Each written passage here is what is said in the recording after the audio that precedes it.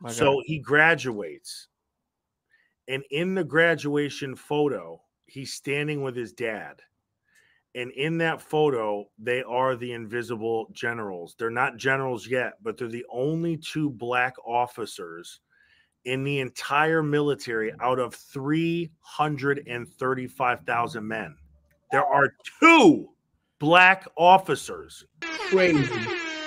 So what does the government do? Absolutely crazy. What does the government do? It is illegal at that time by policy for blacks to be in charge of whites. So the first thing they do is they put one white soldier in every black group of soldiers. Therefore, Ben Jr. and Sr. cannot command them. Wow. The next thing that they do is that they assign them ROTC duty, which is go to black colleges because they and go around and teach military science and recruit and do whatever you got to do. Right. But the only blacks you could be in charge of are those that are going to black colleges. So Ben and his dad get in a Jeep for 4 years, 1936 to 1940. And they go to all the black colleges and tell them, keep your head high.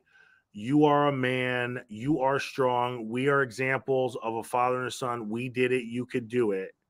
And they built up this like aura with these black men. 1940 comes around. Almost all blacks were voting Republican because Abraham Lincoln created the Republican Party and emancipated those that were enslaved, and FDR wanted to win re-election. Yeah. So he hires the highest rank black and appoints him to a new position called head of Negro policy. And he hires or appoints Ben Davis Sr. And Ben Davis Sr. says, he goes, how do I get the votes? And Ben Sr. says, the only way you're going to get the black vote is that you have to do two things. The Army, if it was a company, would be the largest company in the United States at that time.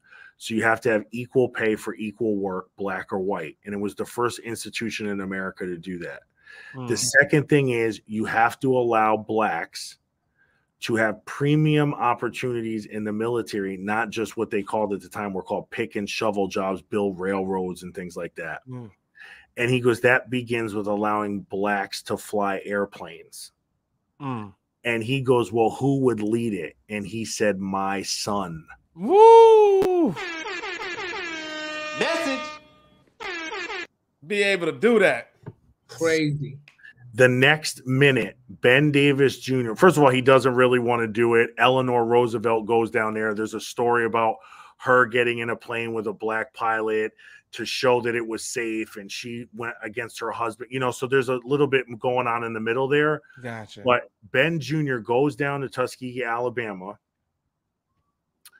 with 4 other men, and they start something called the Tuskegee Experiment, which was an experiment to see if blacks cognitively could fly airplanes. It was really not for real. It was just, we're going to test this shit out and see if it works. And they all fly and pass the test.